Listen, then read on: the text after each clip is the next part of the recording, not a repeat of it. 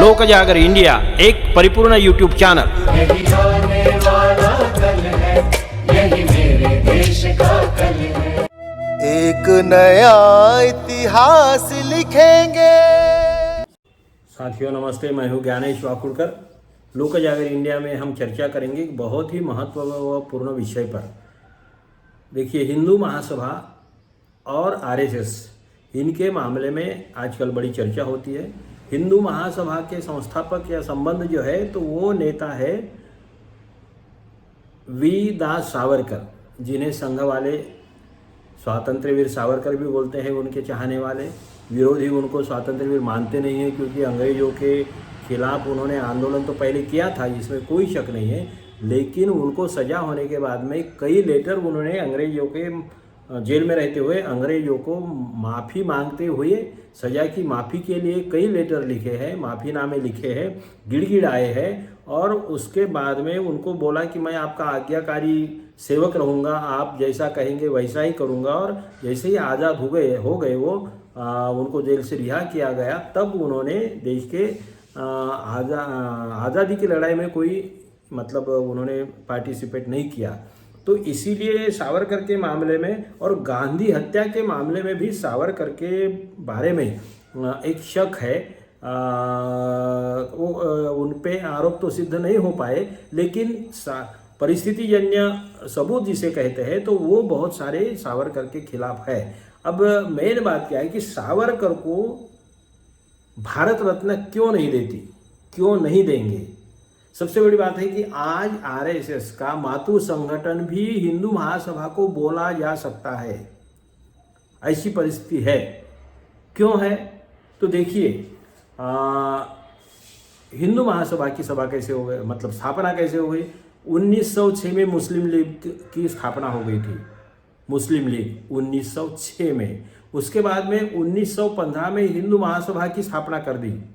और हिंदू महासभा की स्थापना करते समय वो हिंदू हितों की रक्षा करेंगी, ये ध्येय तय किया गया था। लेकिन उनमें कुछ मतभेद हो गए और आरएसएस 10 साल बाद, 1915 के 10 साल बाद, हिंदू महासभा की स्थापना के 10 साल बाद राष्ट्रीय स्वयंसेवक संघ स्थापन किया गया। और वो महासभा के कुछ नेताओं ने किया जो असंतुष्ट थे, जिनको लगता था, सावरकर का कहना ये था कि राष्ट्रीय स्वयंसेवक संघ के लोगों ने हिंदू महासभा का युवा संगठन इस हैसियत से ही काम करना चाहिए, मगर संघ के लोगों को पसंद नहीं था। उन्होंने राष्ट्रीय स्वयंसेवक नाम से अलग से संगठन बना दिए। कांग्रेस का विरोधी दल करके भी काम करना चाहिए हिंदू महासभा ने, ऐसी सावरकर की इच्छा थी। और ये भी हेडगेवार के लिए पसंद वाली बात नहीं थी, इसलिए उन्होंने बोला था कि आरएसएस को हमें सांस्कृतिक संगठन ही रखना है। इसीलिए उन्होंने वो अलग रास्ता अपनाया।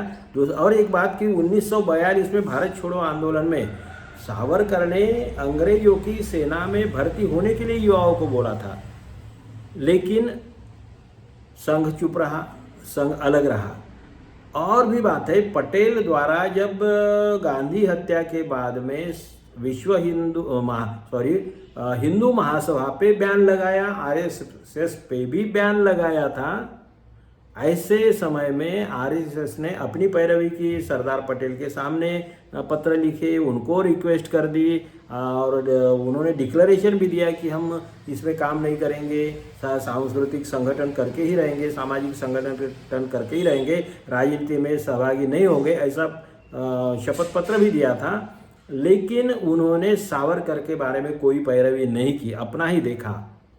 तो ये बातें हैं, सावरकर के प्रति नाराजगी तो है। लेकिन आज सावरकर इसलिए बोलते कि उन्होंने कांग्रेस को डैमेज करना है। आरएसएस के पास में ऐसा खुद का कोई नेता है ही नहीं है। जैसे कि उन्होंने सरदार पटेल को भी उठाया, वो भी बोलते कि उनको प्राइम मिनिस्टर बनाना चाहिए था, हालांकि परिस्थिति अलग है। लेकिन सावरकर ने तो आरएसएस पे बैन लगाया था, बंदी लगाई थी। फिर भी वो उनका नाम इसलिए लेते हैं क्योंकि उनको कांग्रेस को डैमेज करना है, बाकी कुछ नहीं। खुद विक्रम सावरकर के भतीजे है, उन्होंने भी बोला था कि जब सावरकर ने अनशन भी शुरू कर दिया था, आमरण, तब भी संघ ने उनको कोई साथ नहीं दिया था, अकेला छोड़ दिया था। और इसलिए विक्रम सावरकर ने बोला था, भतीजे ने उनके, कि संघ हमेशा सावरकर के विचारों से दूर रहा है, विरोध किया है, ये सब ढकोसला है। अब सावरकर का नाम जो लेते हैं इसमें कोई मतलब नहीं, ये नौटंकी है, ये ढोंग है, ऐसा उन्होंने कहा था। मेन बात यह है कि अगर सावरकर के मामले में अगर संघ के मन में इतना प्यार है, इतना प्रेम है, तो फिर वो भारत रत्न क्यों नहीं देते? भारत रत्न दे देना चाहिए था। अब तीसरा ही टर्म है, अभी 10 साल से ज़्यादा मोदी जी की सरकार है। अब मोदी जी की सरकार आने के बाद में कितने लोगों को भारत रत्न दिया? 10 लोगों को भारत रत्न दिया। अब देखिए लिस्ट है, 2015 में दिया, अटल बिहारी वाजपेयी को दे दिया, और फिर मदन मोहन मालवीय को दे दिया। 19 में प्रणब मुखर्जी को दिया, देखिए कांग्रेस के प्रणब मुखर्जी को दिया, नानाजी देशमुख को भी दिया, भूपेन हजारिका को दिया, ठीक है। और 24 में तो एक साथ 5 लोगों को दिया, 5 लोगों को एक साथ रिकॉर्ड ब्रेक कर दिया। भारत रत्न 5 लोगों को दिया एक साथ। उसमें से यह कर्पूरी ठाकुर है, लाल कृष्ण आडवाणी है, पीवी नरसिंह राव है, चौधरी चरण सिंह है, और डॉक्टर MS स्वामीनाथन है। अब इसमें कर्पूरी ठाकुर, नरसिंह राव और चौधरी चरण सिंह, ये तो भाजपा या संघ से कोई संबंधित ही नहीं है, फिर भी उनको दे दिया। ऐसे इसमें 10 लोगों को अगर देते हैं तो फिर 10 में भी, यानी एक बार भी एक जगह इनके लिए क्यों नहीं बनी? सावरकर के लिए क्यों नहीं भारत रत्न दिया इन्होंने? तो ये कभी नहीं देंगे। मैं आपको बोल रहा हूँ कि सावरकर को भारत रत्न RSS वाले कभी नहीं देंगे, मोदी कभी नहीं देंगे। क्यों? इसकी वजह है, मेन बात ये तो, बाकी जो है वैचारिक लड़ाई है, ये तो अलग है, छोड़ दीजिए। लेकिन मेन बात क्या है कि सावरकर एक तो कई मामलों में विज्ञानवादी थे, निरीश्वरवादी थे, वो ईश्वर को मानते नहीं थे। जो संघ के लिए सबसे बड़ा खतरा या खतरनाक बात जो है वो ये है कि सावरकर नास्तिक थे, भगवान में उनकी निष्ठा नहीं थी, ठीक है। दूसरी बात क्या है कि वो गाय गोबर वगैरह मामले में, गाय के मामले में उन्होंने जो लिखा है, उन्होंने बोला है कि ये तो जानवर है, गाय एक जानवर है, और जो गाय को माता वगैरह मानते हैं, भगवान मानते हैं, वो लोग इंसान के लेवल के नीचे है, मतलब जानवर ही है, पशु है। गाय खुद जानवर है, और वो ऐसा जानवर है, बुद्धिहीन जानवर है। गाय ऐसा बुद्धिहीन जानवर है, उसको बुद्धि नहीं है, और वो खुद के गोबर में ही लेटी रहती है। संघ वालों की विचारधारा भी वैसी है। तो गो पालन करिए, गो का पूजन नहीं करिए। गो पालन, क्योंकि उपयुक्त पशु है, दूध मिलता है, खाद मिलता है, बहुत सारी चीज़ें मिलती है, बिल्कुल उसका पालन करिए।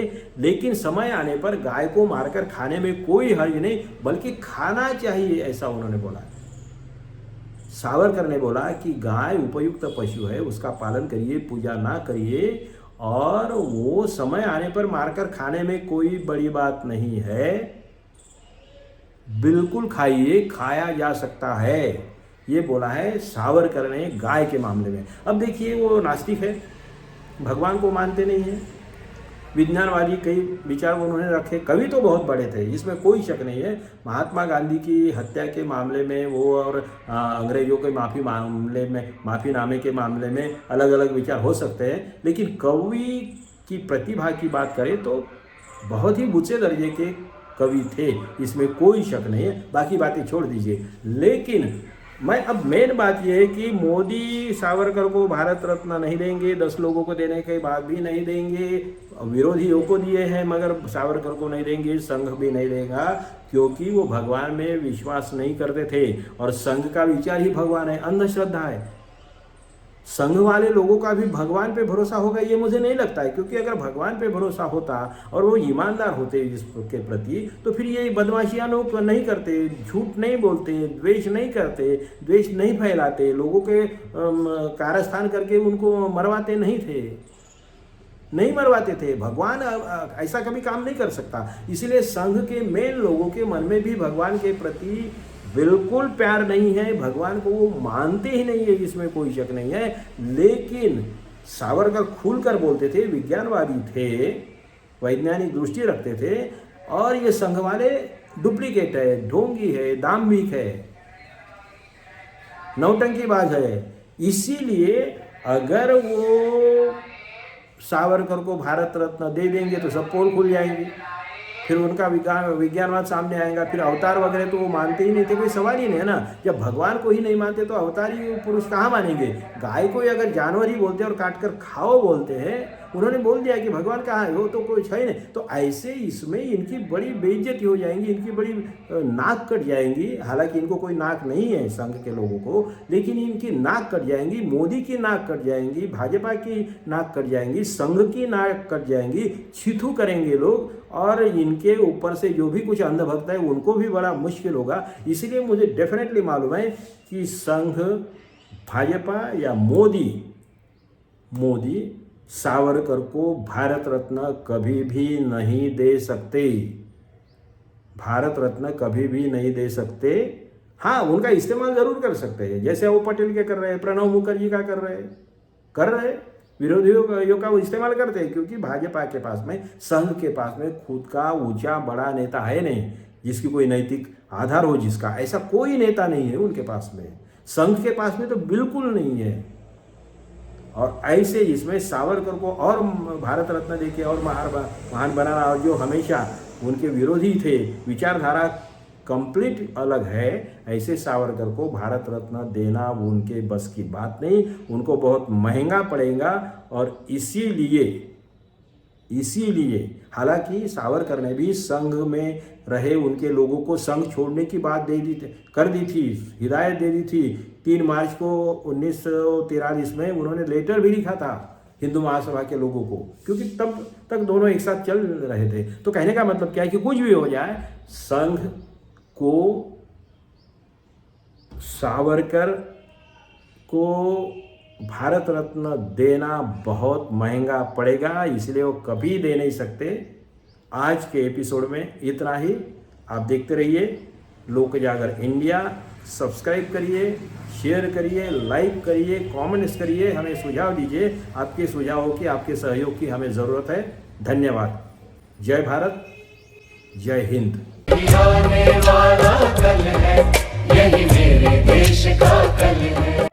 एक नया इतिहास लिखेंगे।